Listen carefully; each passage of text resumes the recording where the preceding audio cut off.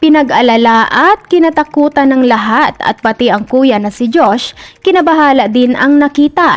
Naku bunso, buti nakita ka ng kuya Josh mo ang kutsilyo na kaharap pa sayo. Kinabahala nga ng sobra ng ilang mga supporters ng bunso sa SB19 na si Justin nang makita at mapansin nila sa video ng grupo ang nakakatakot na maling pagkakahawak umano ng binata sa hawak-hawak nitong matalim na bagay na nakatutok pa malapit sa masilan at delikado nitong parte ng katawan.